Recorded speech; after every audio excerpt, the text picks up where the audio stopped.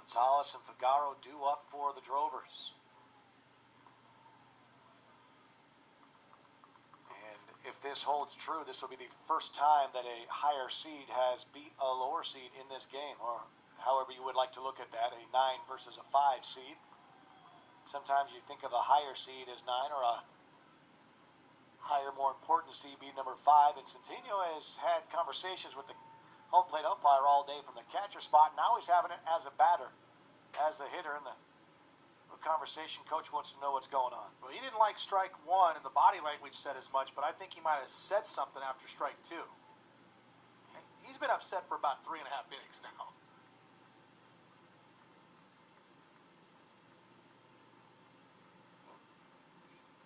He really got upset when they had it was a double down the line by Nienhuis back in the 6th inning. And then you had the non-interference call, which you and I both thought was the missed call.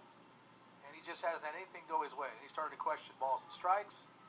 Now he's upset as a hitter. And the 2-2 bouncer slow, charging at the shortstop, Van Horn. Nice play. And Centeno is done for the day, still looking at the home plate umpire. A nice breaking ball he just barely got a piece of, and frankly this is my 4th game now, and I really think the umpiring and the officiating has been really good, and of course Spengler has added to that behind the dish here today. You're going to miss some, that's just part of the game, but I don't think that it's been anything to the point to where needed to be maybe chastised or ridiculed by a player or questioned, as it's been fairly consistent. Yeah, and I don't think they've missed anything on the bases. They had the ejection, which they took. I thought it was a good call. We saw the replay on that one in the first game. Yep. You had the one missed call in the interference, and obviously it affects the guy we've been talking about. Difficult to catch in live motion. It's a line drive, kind of misread for a second, but good, able to recover and find it, catch it for out number 2. And Drovers down to their last out. We talked about in the last half inning, we weren't sure if they'd send Loesch back out there. I think the biggest reason is he had that 7-pitch 8th inning. And I think that really put him in a position to go ahead and go out there for the 9th. And they've actually told the guy who was warming up in the bullpen to come on into the dugout. This big right-hander is going to try to finish it himself. One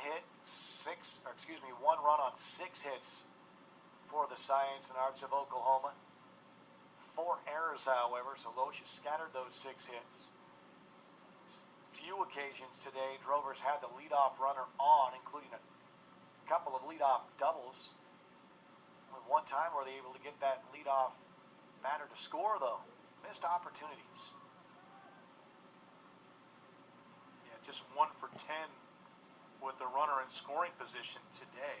1 for 13 with a man on base, so as you said, they've had chances. They just haven't capitalized. Figaro with the pop-up to center field. Maitland to secure it and to keep the Masters College Mustangs in the World Series. They'll celebrate with the win, and the Drovers season is done. We'll come back and recap our final score. The Masters knock off the Drovers 6-1. Back in a moment here on SWX.